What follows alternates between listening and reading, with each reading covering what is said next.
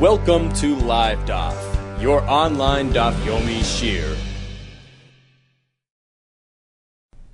Shalom Aleichem and welcome back to today's Daf Yomi, which is Shabbos Daf Kuf Chaf Aleph. We are at the third line from the top. The Gemara concluded for us that according to Rabbi Yossi, Tvila bizmana mitzvah, there is an obligation to be tovel at the appointed time. One is not meant to delay to the next day. And as Rashi explains, it's Rashi here on top at the first line, beginning with the word Tvila bizmana mitzvah, says Rashi T'chsiv b'hayi lifneis erev yirachas b'mayim. The Torah is speaking about one who is tummy, and the Torah tells him to be tovel lifneis erev, prior to darkness, to nightfall. The Torah is telling him, you meant to do it today. Don't wait. Don't delay till tomorrow. So this is the Shita of Rabbi Yossi. Tvila bizmana mitzvah. Says the Gemara, is that really the case? Third line from the top. V'savar Rabbi Yossi, tvila bizmana mitzvah. Is that what it really holds? V'atani, but haven't we learned in a brisa? This is referring to Yom Kippur. Generally speaking, one is not meant to bathe on Yom Kippur. Rechitza is prohibited. But we're speaking about a tvila shel mitzvah, which is not considered to be for pleasure's sake, and therefore it's mutter. Says the brisa, what happens if one's day of tvila falls out on Yom Kippur, on the day of Yom Kippur, or on the night of Yom Kippur?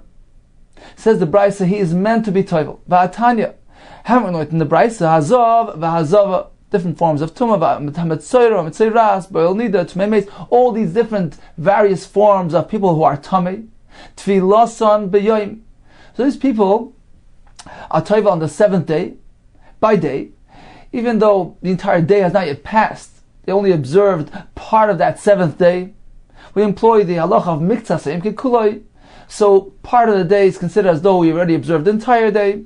So all these individuals, once they reach their seventh day, tfilasan b'yoyim, they are tovel on that day, even though that day falls out on Yom Kippur. Nida v'yoyledis. So these individuals, Nida v'yoyledis, the woman who gave birth, tfilasan b'layla.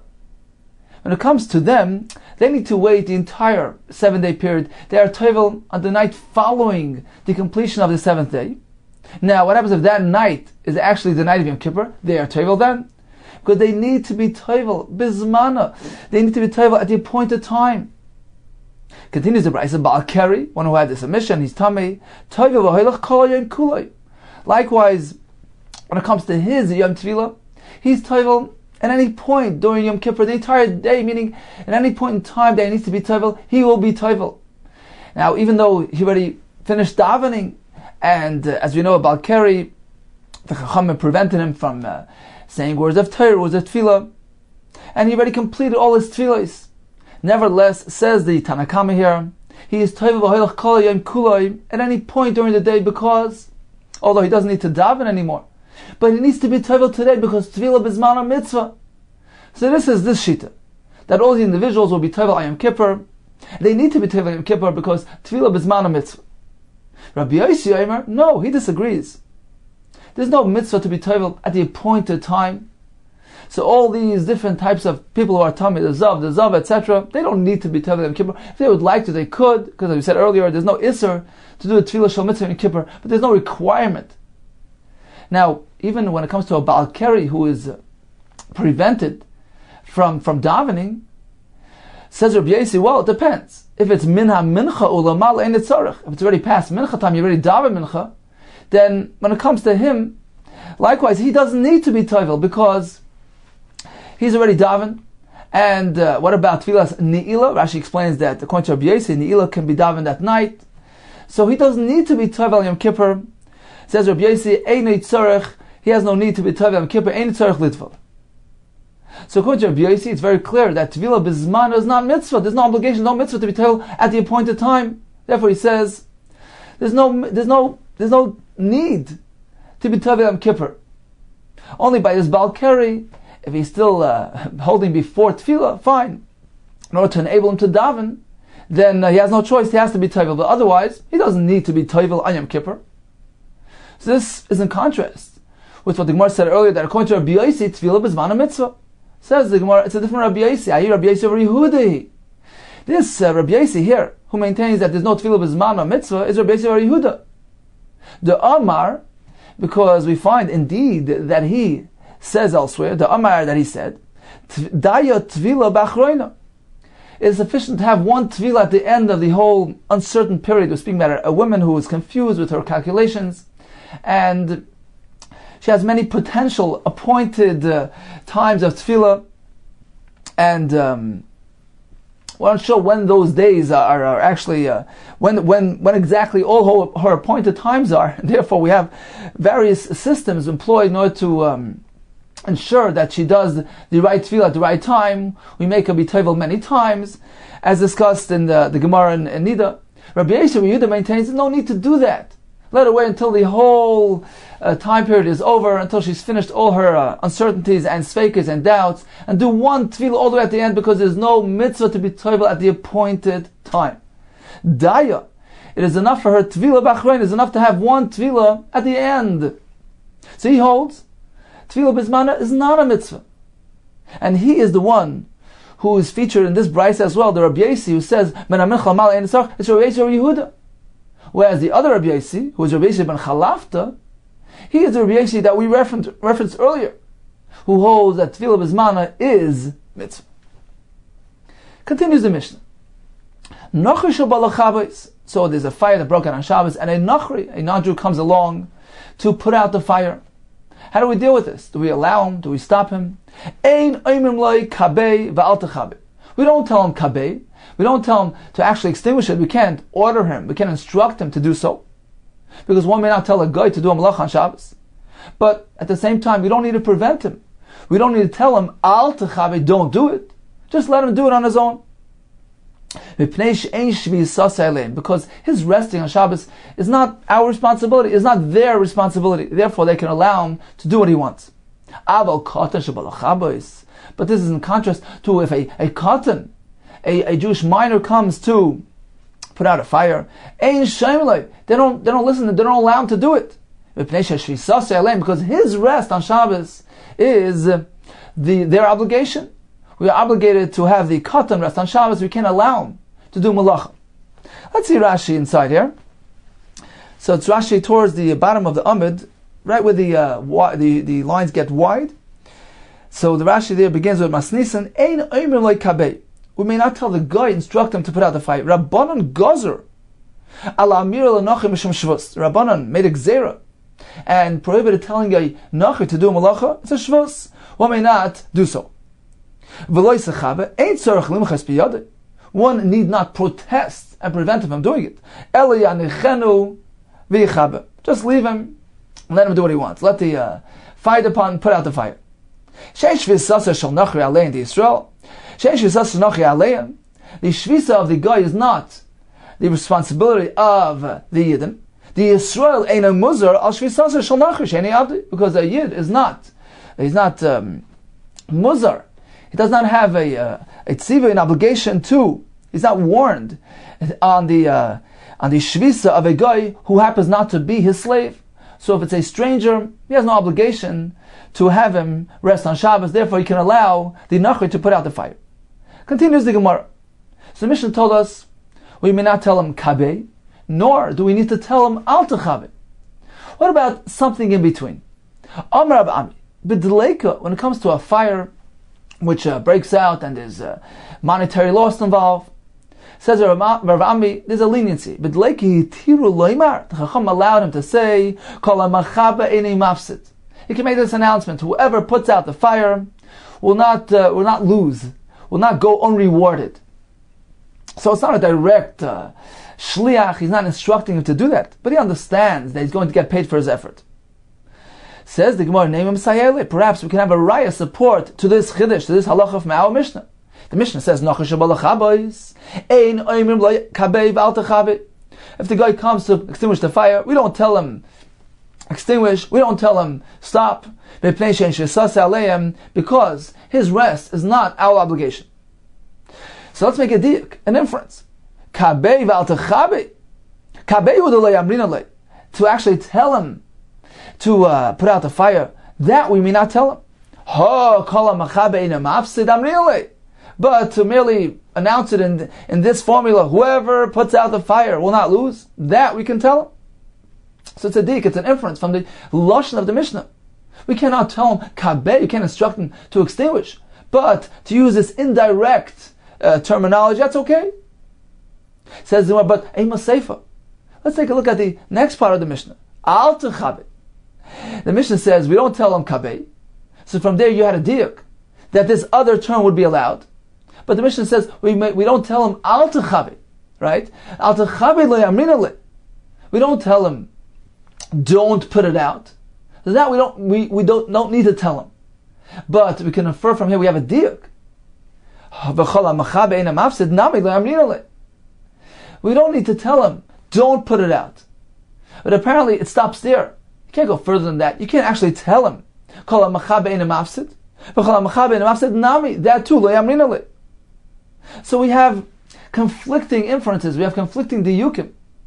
From the first part of the Mishnah, we seem to imply that to go say kol ha'machabe ein mafsid is okay, because the Mishnah is specifically saying you can't tell him to put it out. But anything less than that, something indirectly, would be mutter. But the Mishnah proceeds by saying you don't need to tell him to stop, but imply from there that that's up to there. You can't go ahead and actually tell him something even indirectly. Even by saying kol ha'machabe ein mafsid, you're doing something wrong. Indeed, we can't have any conclusion, any clarity from here, because we're not sure which wording of the Mishnah is the one that's precise, and which one is imprecise, which is merely coming as as part of a symmetrical style to complete the other precise part of the statement. We don't know which one is the one that we make dig from. We have two conflicting diyukim, so we don't know which one to follow, and therefore we can't have a raya from here. Tana Rabbanan, we learned in the Brayso. Ma'aseva naflo dleika b'chatzera shel Yosef ben Simoy. There was a story, an incident, that a dleika broke out, a fire broke out b'chatzera shel Yosef, in the courtyard of Yosef ben Simoy, b'shichin, in this place called Shichin. Ubo anshe gisra, now it was on Shabbos. Ubo anshe gisra shel Tzipori l'chabes. And the fellows from the gisra shel Tzipori, the authority, the Roman authority in Tzipori, came l'chabes to put out the fire. So the fire department came to extinguish the fire. Because he was a distinguished fellow, he was the treasurer of the king. So he wanted to come help and put out his fire. He didn't allow them to extinguish the fire due to the honor of Shabbos. And a miracle occurred for him. And it began raining. And the rain put out the fire. Le'erev, at night, Matzai Shabbos, Shigir l'cha'echad mehen, he went ahead and he sent, as a goodwill gesture, he went and he sent, for each one of the fellows that came, shtei slaim, 2 slaim, u'la'farchash b'hem, and to their boss, he sent 50 slaim. He paid them for their efforts. U'kishama chacham b'davar, when the chacham heard the story, Amru, they said, Lo yahi tzarech l'kach. He didn't need to refuse their assistance, because we learned in the Mishnah, if a Gentile comes to put out the fire, we don't tell him to put it out, but we don't tell him al techabe. We don't need to prevent him from doing it. Therefore, it wasn't really necessary to do what he did. But apparently he was trying to be extra meticulous with honoring Shabbos and refused their help. And indeed, as a result of his dedication to Shabbos, a miracle occurred. It began raining, and the fire was extinguished. Continues the Gemara. Aval katan shebal chabes. However, if a katan comes to put out the fire, ain't shaymilay. We don't let him, because we are obligated to have the katan rest on Shabbos. Says the Gemara, Shabbos mina. We hear from here, katan oichel neveles. If there's a katan who is eating neveles, which is forbidden food, bezdin mitzuvan olav lafrishay. Bezin is commanded to prevent him, la'afrishay. Because we see over here that we cannot let the katan do malach on Shabbos. Now Tosfos points out, what type of katan are we speaking about? We're not speaking about a katan which is already higia l'chinuch, which has arrived at the age which we are obligated to train him to do mitzvahs, because in that case, certainly, there will be no reason to allow him to do the extinguishing of the fire. But we're speaking about a small katan, a very young katan, in which there's no chiyuv of chinuch yet. We're not obligated to train him yet. And we know, as Rashi points out, that there's a machlekes, there's a shita. This Mishnah seems to be in conflict with the shita that says that one may allow the katan to eat neveles. We can allow him to do isurim. So how can the Mishnah says that we must prevent the katan? Now, when the Gemara uses the term Bezdin Mitzuvin, that Bezdin is obligated, it's using the word Bezdin loosely. It means that we, Klal Yisrael, who see a Katan doing this, we must prevent him. So the Mishnah here seems to say that, which is in conflict with the Shita that allows. Says the Gemara, we're not speaking about just a Katan coming and doing it on his own. We're speaking about a Katan who's doing it, who's acting on behalf of his father's interest. So he takes a look at his father standing nearby, and he discerns in his expression of his face that he's pleased with what he's doing. So he's acting on behalf of his father's interest. In this case, it's not just a Katan who's doing an Isser. It's as though the father is instructing him to do it. He's doing it for the sake of the father in this case. Certainly, the father may not allow the Katan to do malacha for him. So that's why we must stop the Katan.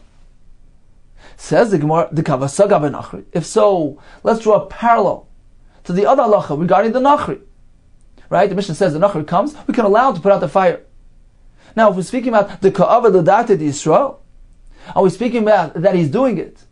He's acting on behalf of the interest of the Yisrael? Nachri the Ka'ava L'Date di Yisrael Mishari. How is that allowed? If he's doing it for the interest of the Yisrael, it's as though the Yisrael is instructing him to do it. So how does the Mishnah allow it? Says the Gemara, there's a difference. Nachri L'Date de Nafshei Avid. A Nachri acts on behalf of his own personal interests. He knows he's going to get rewarded for his efforts. So even though he sees that the Yisrael standing by, thereby is pleased with what he's doing, he's still doing it for his own interest, for his own sake, and therefore there's no concern. So once again, when the Katan is doing it l'das Yisrael, then it is as though the Yisrael is instructing him to do it, and he cannot allow the Katan to do it.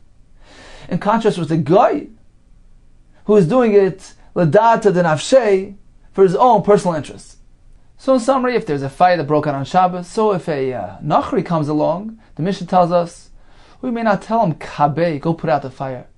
Nor do we need to discourage him. We don't need to tell him, Al Techabeh. Rav Ami says a Chiddush, one can announce, Kol HaMechabe Einei Mafsid, whoever extinguishes the fire will not go unrewarded. The Gemara tells us, even if the Yisrael shows approval and it appears as though the guy is doing it, acting on behalf of the Yisrael's interest, there's no concern because the Nachri is always going to be doing it adaita de nafshei, acting for his own interests. Regarding a Katan who comes to extinguish the fire, we can't tell him, Kabeg, go put it out. Regarding discouraging him, that's a machlekes. Depends on the question, the general question of whether we are obligated to prevent a Katan from doing an Isser. Certainly you cannot tell him, Kal Machabe Einei Mafsid. And if he is doing it to seek approval, he's doing it as acting on behalf of the interest of the father, as the Farshim point out, not specifically the father here is simply an example, but if he's acting L'das Yisrael, we see that he's doing it in response to the approval that he's receiving from the Yisrael, so he's acting on behalf of the interest of Yisrael, then even a Katan would be Asr. Continues the Mishnah. Kaifen ka'ara al gabi haner. One may go ahead and overturn a ka'ara, this bowl, on top of a lamp, on top of a candle, so that the flame doesn't catch onto the beam, onto the ceiling. What is the chiddush here? Because he's actually moving a ka'ara for the sake of something which is muktzah. So this is a discussion we had earlier in the Masechta, different interpretations of this Mishnah. Continues the Mishnah about Tzayah Shal Katan. One may bring a ka'ara and be kaifet, turn it upside down on top of the waist of a Katan. V'al akrav shaloi tishach. Likewise, you can place it over a scorpion to prevent it from stinging. So apparently the Tanakama holds there's no concern of a malacha of tzeidah here, because the Tanakama is following the shita of Rabbi Shimon, who holds that a malacha she'eina tzricha legufa, one does a malacha which is not needed for its own defined purpose. His intention here is not to trap the scorpion, but merely to get it out of the way, to prevent harm. So therefore, he's allowed to do this because it is a situation which involves harm, and therefore he's allowed to go ahead and trap the scorpion. So this is the shita of Tanakama. Omar Yehuda, Ma'aseh ba. there was an incident of one who trapped a scorpion on Shabbos. So this incident came in front of Rabbi Yochanan Zakkai. Ma'aseh bo lefnei Rabbi Yochanan Zakkai ba'arav. So this incident was presented before Rabbi Yochanan ba'arav, in this town Arav. V'amar, he said, I'm concerned that perhaps this person who trapped the scorpion is obligated, is liable to chatas. Apparently Rabbi Yochanan Zakkai holds like Rabbi Yehuda, that a melacha she'ein el tzricha l'gufa, even if he does it not for its own defined purpose, he's merely trying to get it out of the way, that is considered to be a melacha of tzeda. And therefore perhaps he needs to bring a chatas. Now why only cheshishani? Why do I suspect, or am I concerned about chatas? Why didn't he absolutely say that there's a chatas here? So the Farshim point out, because we had a machlokes earlier regarding melacha of tzeda when it comes to something which is not ordinarily trapped for its own sake, for its hide, for its own value. For instance, a scorpion, it's not something which is generally trapped for its own sake. So there's a machlokes whether or not the melacha of tzeda applies to that.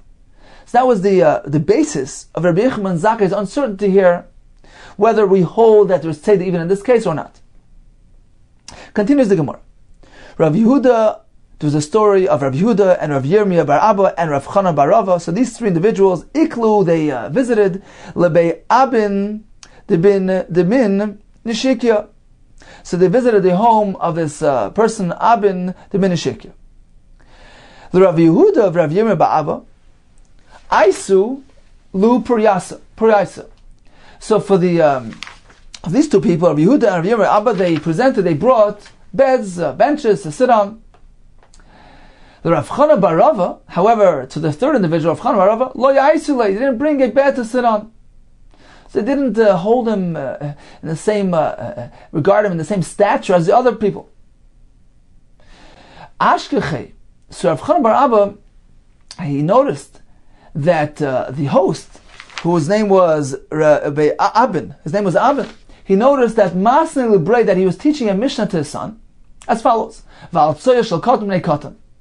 So the Mishnah says that one may invert a ka'ar, a bowl, on top of the tzoya of a katan, the waist of a katan, we play katan, to prevent the katan, the minor, from getting soiled, getting entangled at the waist. That's how he presented our Mishnah. He had this version. Hamalei, so Rav Chanan bar Abba turned to him and says, Abin Shatya, Abin the fool, Masnei Shtusi Livnei, he teaches foolishness to his son. This version is incorrect. He's speaking about covering over the tzoya of a katan. It in itself is prepared, stands to be used, is ready for klavim to nibble at it. Therefore, it's not muktzah. Why do you need to cover it over and hide it? Just pick it up and get out of the way. It's not muktzah. It's muchan. It's prepared for klavim. Perhaps you'll say, since it was brought about today, it didn't exist yesterday. So it wasn't fit for the dog from yesterday, meaning from the onset of Shabbos. In which case, perhaps it's muktzah, because it wasn't around at the beginning of Shabbos, considered to be noila, the new phenomenon, and therefore one's mind was not on it, and it's considered to be separate and get it out of the way, and muktzah. But haven't we learned in a brisa? When it comes to Yom Tov, we find a similar case where it's not muktzah. Now, these rivers which are flowing, Mayonas Hanoivim, these springs which are spouting forth, so the water within them, if one draws this water, we know there's a halacha of tchumen, that a person and his possessions may only stay within an area of 2,000 amma.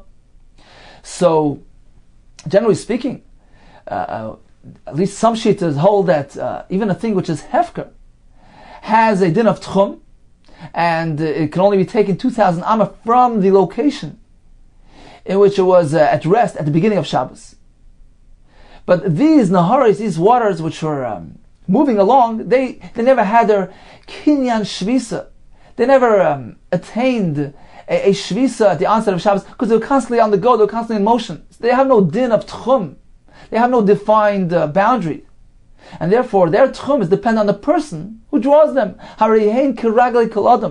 They are like the feet of any person that draws them, and therefore they attain his boundaries.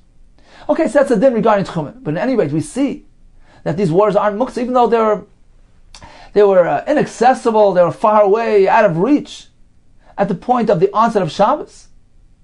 Nevertheless, we see they're not muktzah, because apparently since it's expected that the water will show up, it's predictable, so his mind is on it. It's considered to be that it's designed and designated and reserved for this person's use. It's not considered to be muktzah. Likewise, when it comes to the tzoya of the katan, which is expected to arrive on Shabbos, so we consider it to be mukhan, prepared for the use of the klavim, and it's not muktzah. So this person's version of the Mishnah seems to be incorrect. Why would one have to go and cover up the tzoya shel katan? Apparently the tzoya is muktzah. It's not muktzah, because it's mukhan, it's suitable for the klavim. So Abban responded, he said, okay, so I'm wrong, so how should I do it? What's the correct version? Ve'ela hechi isnai, how should I teach him? So he said, Ema, he should say, al tzoya shel tarnagolim b'pnei katan, that he's coming to cover over the tzoya of the tarnagolim, of the chickens, which are not fit for dogs, and he covers them b'pnei katan, on account of the katan, to prevent him from getting soiled. So that's the correct version of the Mishnah. Says the Gemara, why does he need to cover up the tzoya shel tarnagolim? V'tepikle, why can't he simply derive a heter regarding the moving of this type of tzoya? Davi graf shel rei, because it's regarded like the vessel which contains the rei, the waste. As we know, the Chacham allowed one to transport this kli, this graf shel rei, because it's repulsive, it's offensive. One can go ahead and vacate it, move it out of the room, move it out of the area. So likewise, in the case of tzoya shel tarnagolim, why doesn't he go and tell himself to cover it? Let him simply pick it up and get rid of it. Perhaps he'll say that this allowance of graf sharei is only when he carries the waste agav mana, only when it's on account of the vessel, it's inside the kli.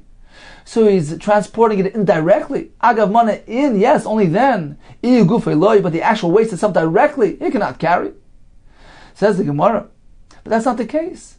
Vahu achbar, there was a story of this mouse, the ishtakach, which was found bis parmiki, the Ravashi, amongst the b'samim, the spices of Ravashi. But Amalin, he told them, Nekutu b'tzusisei, go grab him by his tail, v'avkua, and take him out, avkua. So you see that one can actually directly handle something which is offensive. So why does he need to trouble himself to cover this waste, which is not muktzah? So we're speaking about the tzoya shel tarnagolim was found in the ashpa, in the heap of trash, in which case it's not present in front of him, and there's no need to really remove it. There's no heter, which is generally applied to the graf shel rei, which is sitting in the person's presence. So in this case, there's no heter. There's no allowance to directly move the tzoya. He has to cover it. Says the Gemara, well, why is he covering it? To prevent the cotton from getting soiled. The cotton ba'ashma boile. What's the cotton doing in the ashpa? So we're speaking about this tzoya shel tarnagolim was actually found in the courtyard, where the cotton is present. Says in 1 second, chatzar nami. Even when the tzoya is found in the chatzar nami, graf shel reihu. Even there, it's considered to be a graf shel rei. Why can he go and directly remove the tzoya? Says more about ashpa shebachatzer. We're speaking about that. It's in the chatzar, but it's in the ashpa, in the heap of trash, in the dump in the chatzar. So on the one hand, it doesn't have the kula of graf shel rei because it's in the ashpa. It's not considered to be in the person's presence. It's not offensive to the person. Therefore, there's no allowance to actually pick it up and clean it out of the chatzar. On the other hand, since it's in the chatzar, it's the courtyard where the cotton is roaming around, so he's concerned that the cotton will get soiled, and therefore he's allowed to go and cover. Therefore he goes ahead and he covers the tzoya to prevent the cotton from approaching it. Continues the Gemara. Val akrav shloi tishach, the Mishnah discussed placing a bull on top of a scorpion to prevent it from biting.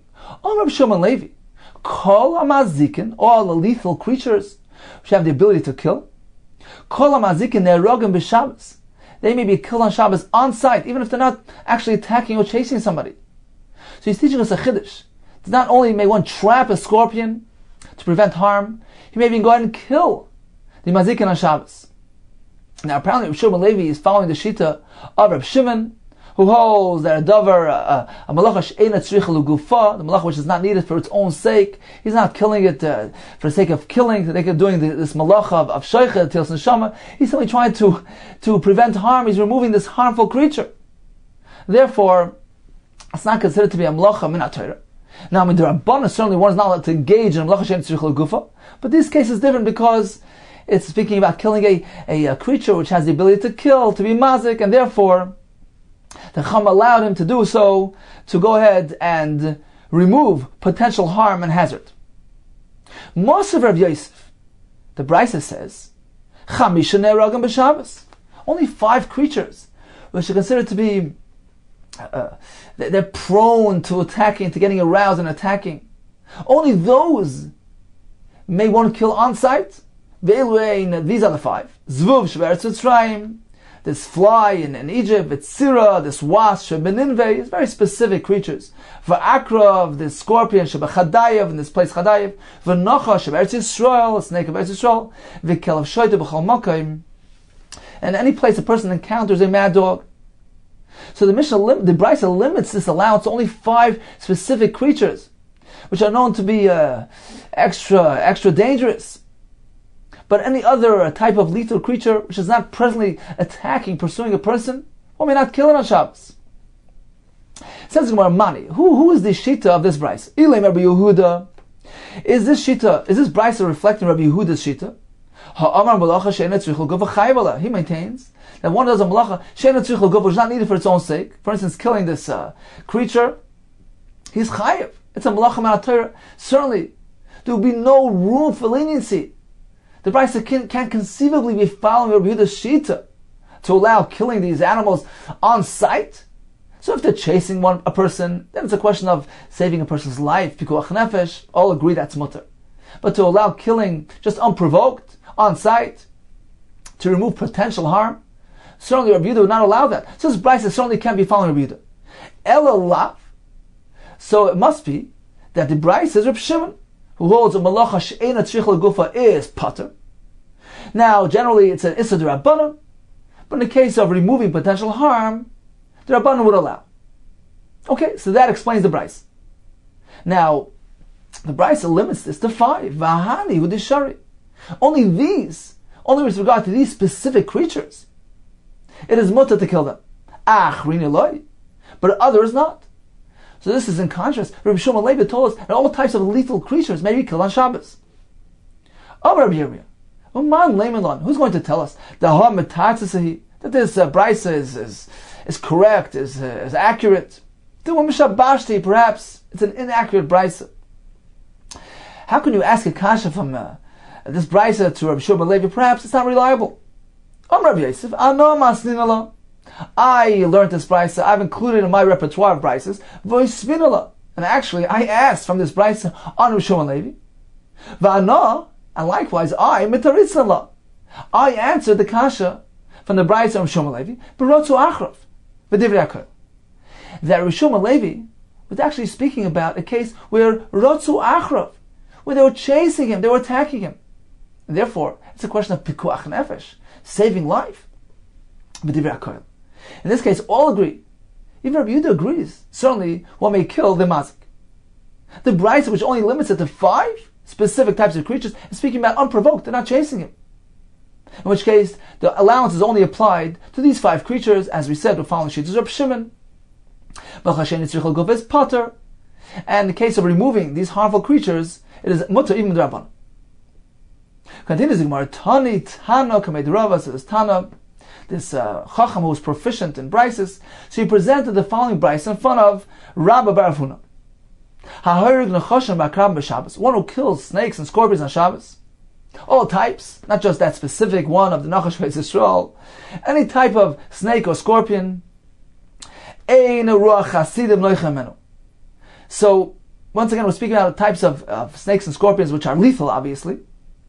And if one kills them on Shabbos, the ruach, the spirit of pious people of Hasidim, is not satisfied with him. Why is he killing creatures on Shabbos? Amarle.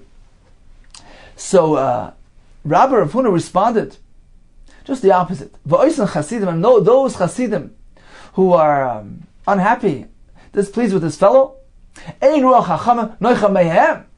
The spirit of chachamim are not pleased with them, because a person is meant to go ahead and kill these creatures even on Shabbos to prevent potential harm. Upligad Rav Huna. Now Rabba bar Rav Huna, so Rabba the son of Rav Huna, is in dispute with his own father Rav Huna, who did not allow killing these creatures on Shabbos. As we see from the following story, Rav Huna Chazi, Rav Huna Sola, who gave this certain person, the Kokatel Zibura, that he killed a bee on Shabbos. Amar later, Rav Huna told him, what did you accomplish? Did you finish them all off? You killed this one, there's another one there. So what's the point? So it's clear that Rav Huna was expressing his disapproval upon this fellow killing a mazik on Shabbos, a harmful creature. But apparently, there's a shita here which allows, Rabbi Rav Huna allows killing all types of lethal creatures on Shabbos, even if they're not pursuing him, if they're not attacking him.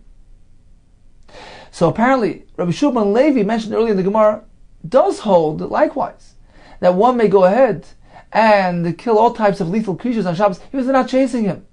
It's mutter because he's removing potential harm and hazard. So in summary, if these lethal creatures are chasing a person, attacking a person, certainly you can kill them. What if they're not chasing him? Then according to Shulman Levi, it's mutter, as we explained, because the malacha she'ena tzricha legufa is pater. This is an example of a malacha that's not needed for its own sake, for its own defined purpose. He's simply trying to remove something harmful. Generally speaking, one cannot do a malacha she'ena tzricha legufa. It's asam d'rabbanan, but in this case, a chacham allowed. The Bryce, however, limits this allowance to 5 specific creatures which are known to be super harmful. They're prone to attacking, and therefore only over there does the chacham allow. We're going to learn soon regarding the halacha of Deiros V'tumoi that's coming up in the Gemara. Continues the Gemara. Tanar Rabbanan, we learned in the Bryce. This is damnulu nechashim akravim. If one encounters nechashim akravim, snakes, scorpions, they cross his path. Hargan. So if he managed to kill them, yodua shenizdamnu lehargan. Let it be known that they were presented to him from heaven, so that he should have the schus, the merit of killing them, because these things are harmful to people, and he was given the task and the schus, the opportunity to prevent harm and damage from others. As Rashi brings the lashon megalgal and schus, they present a schus to be done, be performed al yidei zakai, by a person who is a zakai. However, lo hargan, but if he didn't manage to kill them, then he's meant to derive a different lesson. Then let it be known that they were sent to harm him, to kill him. And a nes from Shamayim took place and spared him from harm. And he's meant to do tshuva, because apparently he was destined, he was deserving of harm. He was spared through a nes. So that gives room for introspection, for tshuva. Amar Ula v'itema Rabba Rav Chana Amar Yechon, speaking about specifically B'nai Shofim Boy, when they were hissing at him, in which case it's obvious that they were after him. Continues the Gemara, Amar Abba Brakana Pamachas. There was once a story that Nafal Echad b'Beis HaMedrash, that a snake showed up in the Beis HaMedrash. And this was on Shabbos. V'amad Niyosi Echad, this fellow from the place called Niyosi, they called him Niyosi on account of the place where he came from, which was Niyos. So this fellow got up, V'amad Niyosi Echad Ha'arga, and he killed a snake on Shabbos. Amar Rebbe. So Rebbe responded with the following statement: Paga boy, kayoytze boy. A similar one to the snake struck the snake. Now we're unsure as what was his exact intention. Was he expressing approval or disapproval? Says Gemara Yiboylu, so they asked, Paga boy, kayoytze boy. What does he mean? The shopper of it, that he did well? Rebbe was expressing his approval. He was complimenting him that a similar one to the snake, meaning just as a snake is dangerous to people, this fellow turned out to be very dangerous for this snake. So it was a stamp of approval. for killing the snake on Shabbos because he removed the harmful creature. Or perhaps, just the opposite. He meant to criticize this person. A similar one to the snake, meaning, just as the snake is wicked, this fellow also did an act of which was inappropriate. So he's similar to the snake in this regard. So was it an expression of approval or disapproval? Tashma, come and hear the following right. The Rav Abba Brei, the Rav Chiba Abba, Rav Zera. So these two people, Rav Abba, the son of Rav Chiba Abba, and Rav Zera, Havu Yasvi, they were sitting Akila Dvei Rav Yanai, at the doorway of the home of Rav Yanai. Nafak Milsa B'Benayu.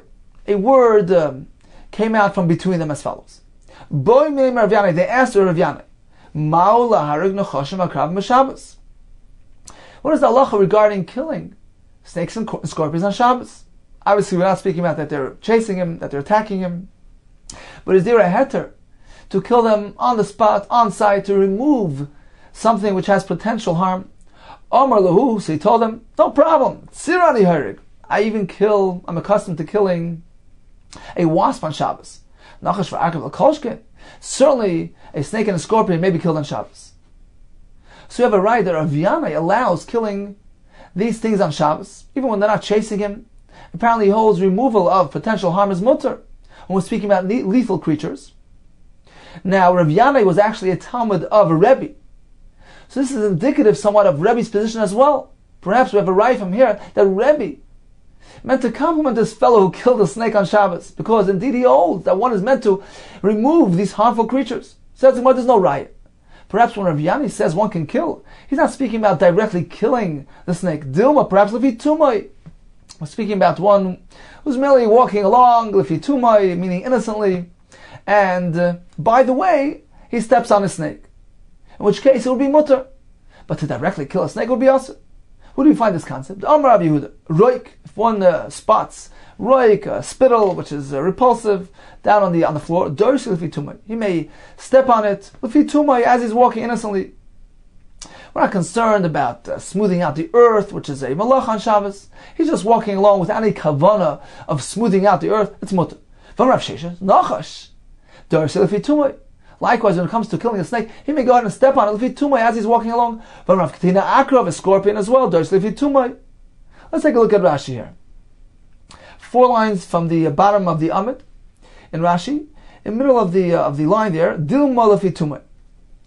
Says Rashi, Lo sheyamad olav yahargenu. We're not speaking about getting up and actually directly killing the snake. Lehedya, straight away.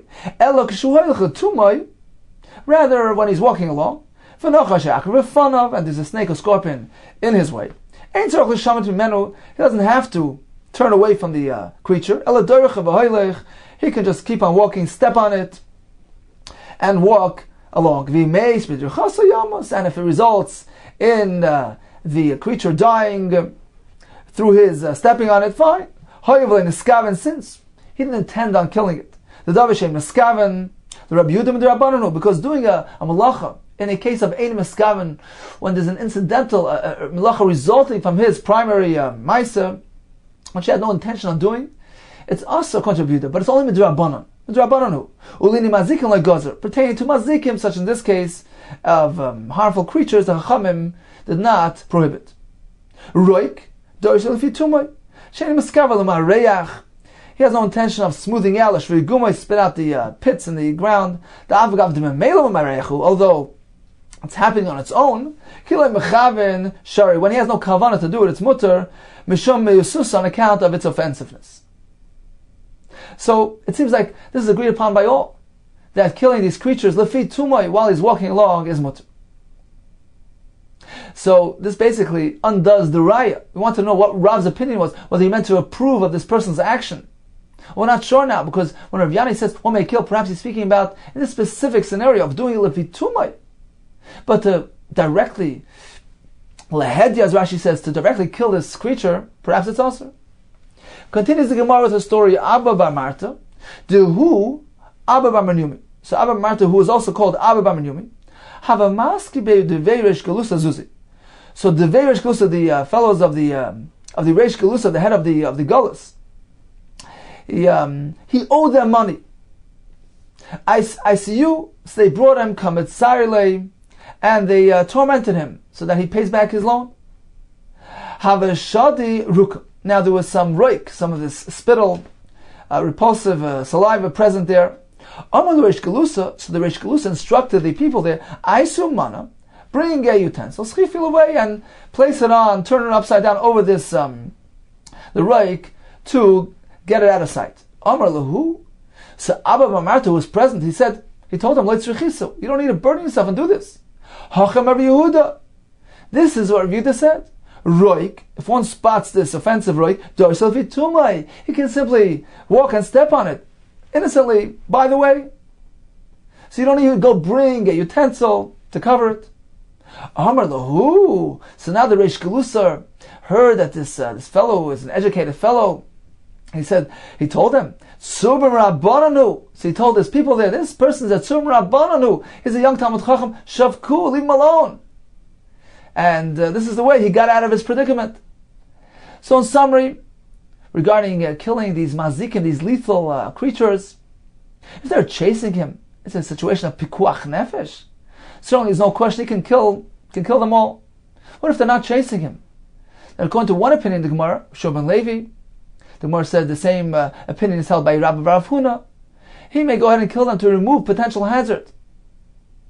According to the Brisa, this heter only applies to specifically 5 creatures which are known to be super lethal and prone to attacking people. The Gemara concluded regarding doyrus lefi tumai, if one is walking along and encounters these creatures, in this case it will be mutter as well.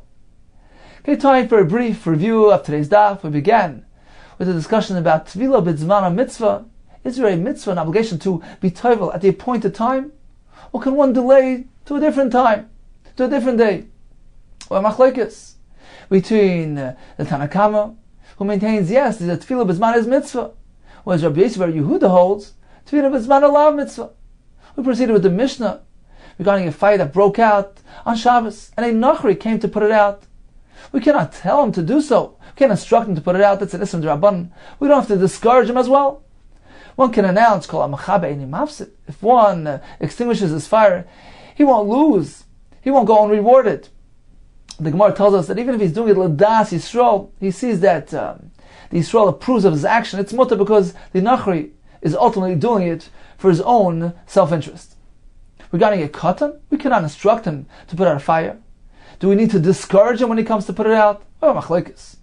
One cannot say kol ha'machabe eini mafsid to a katan.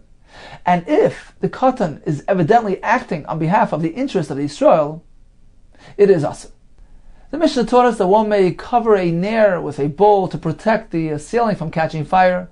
He may cover that saya, which is muktzah, as the Gemara told us, we're speaking about the saya shetani goyim, which is muktzah. He may cover that with a bowl. He may cover a scorpion to prevent harm. According to Yochanan Zakkai, trapping a scorpion, even in this manner, presents a possible chiyuv chatas regarding actually killing those lethal creatures on Shabbos.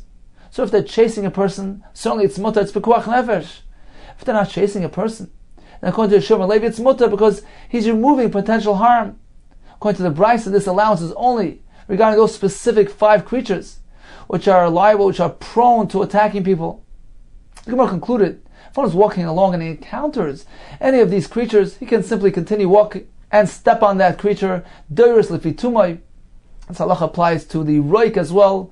Chacham allowed that since he's not being mechaven, it's a davar she'ein miskaven, which is allowed in a situation of mazikim and something which is mos, which is offensive and repulsive.